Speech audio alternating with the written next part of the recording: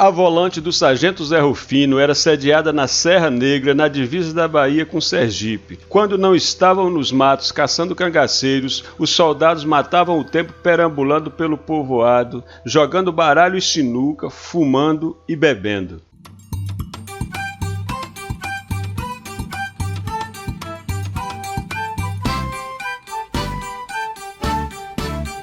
No dia 25 de outubro de 1936, Zé Rufino encontrava-se na Serra Negra quando foi informado de que a cidade sergipana de Porto da Folha estava prestes a ser invadida por cangaceiros de Lampião.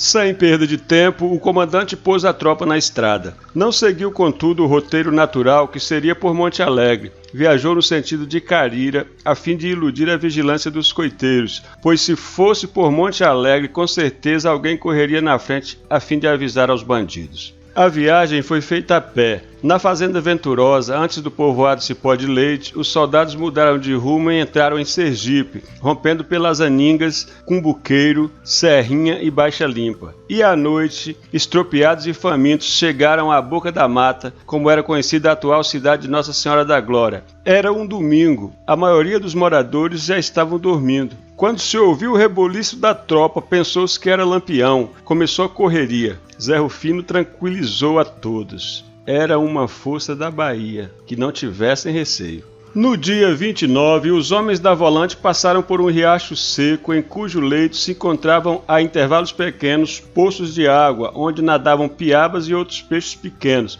João Doutor foi ver se pegavam as piabas. Zé Rufino caçoou dele. Deixa de besteira, doutor. Soldado foi para pescar cangaceiro. João Doutor e Bentivi seguiam na frente e terminaram distanciando-se dos outros. Depois de subirem uma ladeira, pararam à sombra de uma quixabeira a fim de esperar pelos companheiros, já que o sol começava a esquentar. Numa vereda que passava pela quixabeira, notaram que havia rastros de pessoas. Quando o rastejador chegou, mostraram a ele. Os rastros é de hoje, dessa madrugada, assegurou o experiente Gervásio. Deixaram então a estrada e seguiram pela vereda, com Gervásio na frente. Logo adiante chegaram a um tanque e, misteriosamente, os rastros sumiram. Era como se as pessoas que chegaram até ali simplesmente tivessem se encantado. O soldado Capão, não se sabe se por brincadeira ou a sério, opinou: eu acho que os cangaceiros estão dentro desse tanque. Gervásio, João Doutor e Capão destacaram-se do grupo e foram ver se do outro lado do tanque havia rastros. Avistaram então um garoto de uns 12 anos de idade que carregava alguma coisa enrolada num pano. Perguntaram o que é que ele ia levando e o garoto, meio nervoso, respondeu que era comida para uns trabalhadores na roça. Desconfiando, Capão desembainhou o punhal e segurou o menino ameaçando: olha aqui, seu pestinha, eu vou lhe matar se você não contar a verdade. O garoto manteve-se firme, dizendo que a comida era para uns trabalhadores de seu pai. Gervásio, sabendo que Capão era meio doido, puxou o garoto para si e falou: ó, moleque, nós sabemos que seu pai é amigo dos bandidos. Seu pai tá com eles agora, não tá? É por isso que você não quer falar? Eu já não disse que não sei nada de bandido. Tô levando a comida para uns trabalhadores. João Doutor perdeu a paciência. Se quer falar, fale e seu pai não morre. Mas se não quer falar, seu pai vai morrer junto com os bandidos. Eu não sei nada de bandido, repetiu o garoto.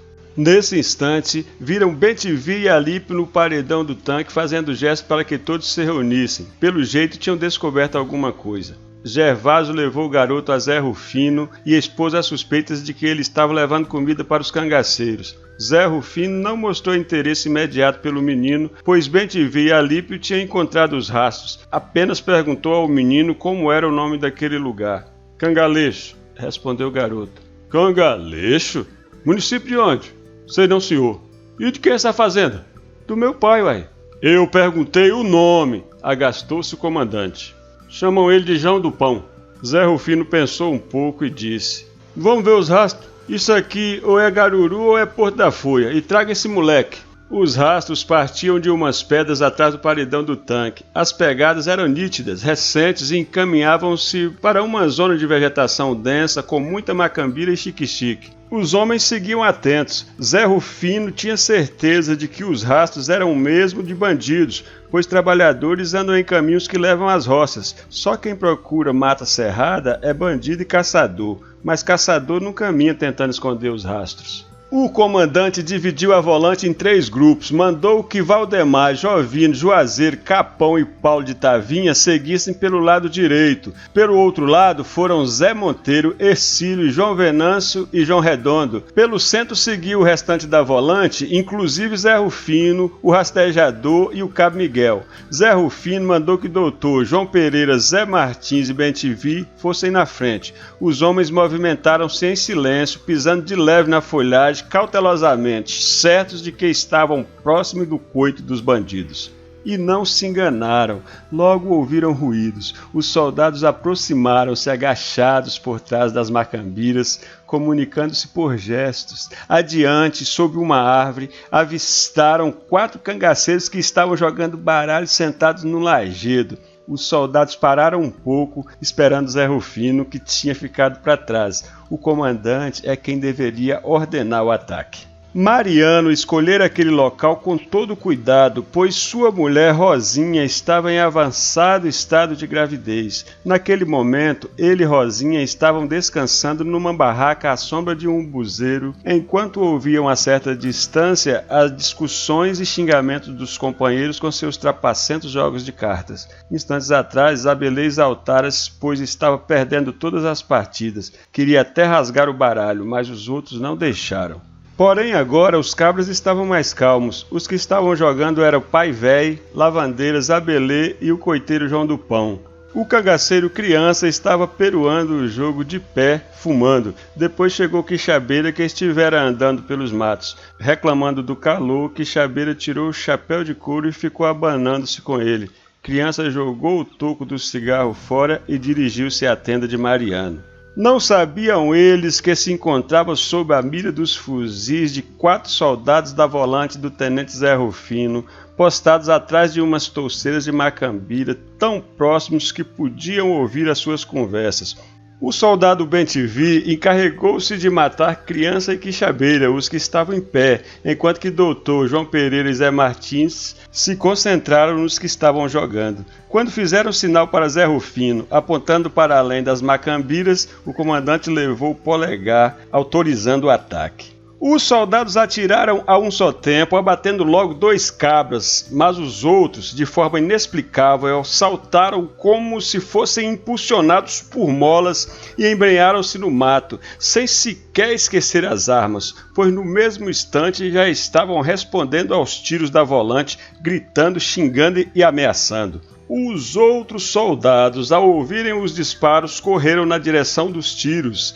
Zé Rufino e Miguel gritavam ordens orientando-os para o cerco aos bandidos.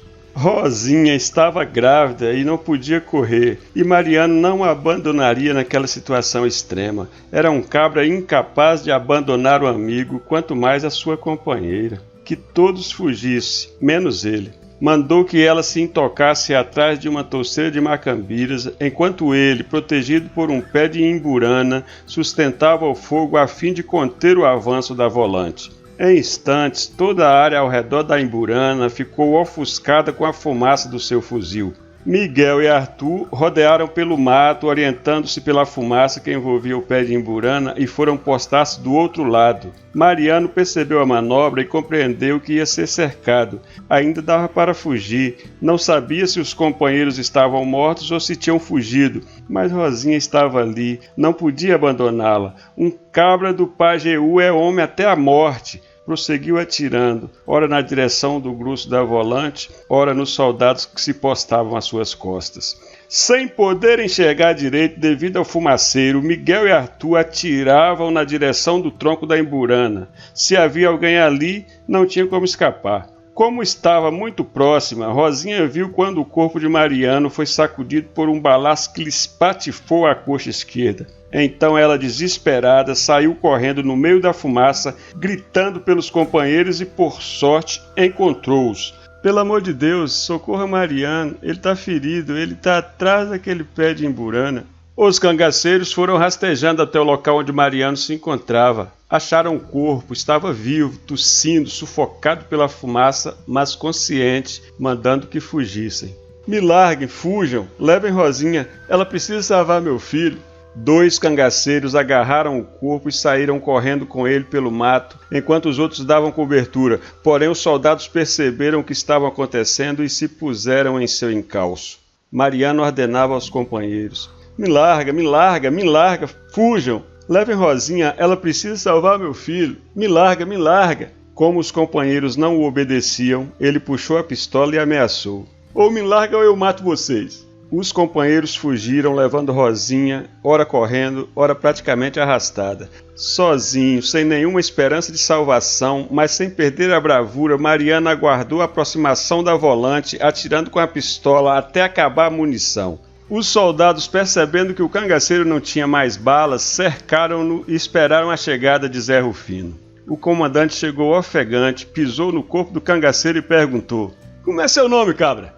Mariano não respondeu, apenas mordia os lábios de dor ou de raiva. Zé Rufino deu um chute nas costelas do cangaceiro e insistiu: eu estou perguntando como é seu nome, seu desgraçado. Ben-TV considerou: eu acho que esse daí é Mariano ou Anjo Roque. Foi então que Zé Rufino se lembrou de que num combate em 1934, Mariano tinha recebido um ferimento na perna. Mandou que rasgassem a calça do bandido. Quando rasgaram o tecido, lá estava o ferimento acima do joelho. Ferimento recebido na fazenda Nica, quando a polícia prendeu a sua primeira mulher, Otília. A alegria de Zé Rufino e seus comandados foi demais. É Mariano! Exclamou Zé Rufino e ordenou: Paulo de Tavinha, mata o cabra, mas tenha cuidado com a cabeça que eu preciso dela. Paulo de Tavinha sacou o parabelo, aproximou-se do ferido e descarregou a arma. 8 tiros. Mariano arfou, estribuchou-se, mas continuava vivo. Paulo de Tavinha recarregou o parabelo e despejou de novo no corpo do cabra todas as 8 balas, mas não conseguiu matar o homem que fixava o algoz com um olhar desafiador. Ben-TV perdeu a paciência, desembainhou o facão, agarrou a cabeça do bandido pelos cabelos e com 2 golpes separou-a do corpo. Zé Rufino acocorou-se a fim de recolher os pertences do defunto. Primeiro pegou a pistola. Os bolsos e os bornais continham dinheiro, peças de ouro, inclusive muitos anéis e alianças. Num dos bolsos da calça encontrou um relógio. Zé Rufino enfiou o relógio na algibeira e ordenou: vamos procurar o outro morto. E voltando ao ponto do início do combate, onde os cangaceiros estavam jogando cartas, encontraram 2 corpos. Saberiam depois que um era o cangaceiro Pavão e o outro era o coiteiro João do Pão, o pai do garoto que encontraram no caminho.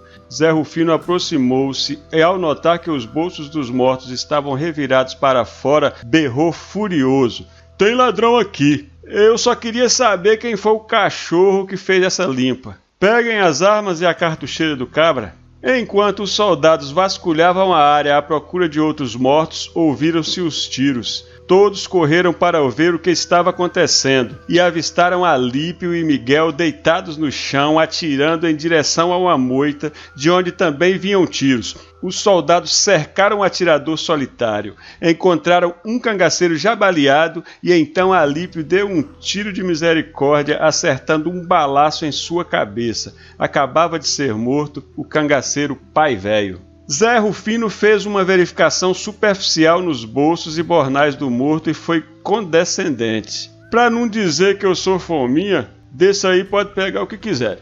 Os soldados voaram em cima do morto, cada um arrancando para si o que interessava ou era possível. Geralmente os cangaceiros levavam consigo tudo o que possuíam: dinheiro, joias, relógios. O momento mais esperado pelos homens das volantes era aquele, a hora do saque. Zé Rufino presenciava tudo para evitar brigas e também por interesse, pois se fosse encontrado algo especial, ele faria prevalecer a sua autoridade, reivindicando-o para si. Na confusão, o garoto fugiu.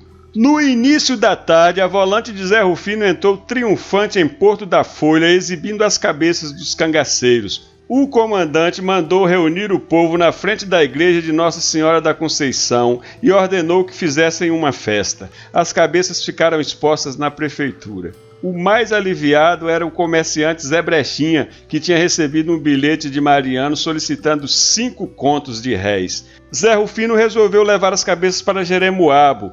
Até então, aquele era o maior feito de Zé Rufino. Mariano não era um cangaceiro qualquer. Ele acabava de pegar um dos maiorais da história do cangaço. Mariano Laurindo Granja estava com Lampião havia 12 anos, desde 1924. Viera com ele de Pernambuco quando o bando fugira para a Bahia em 1928. Descendia de família de certo destaque de afogados da Engazeira. Seu apelido era Cabeção, mas poucos o chamavam assim, só os íntimos, pois ele não gostava do apelido. Era um cangaceiro comunicativo, sereno, bem-humorado. Onde estava fazia todo mundo dar gargalhadas com seu repertório inesgotável de piadas, tocava sanfona e era, sobretudo, leal aos amigos.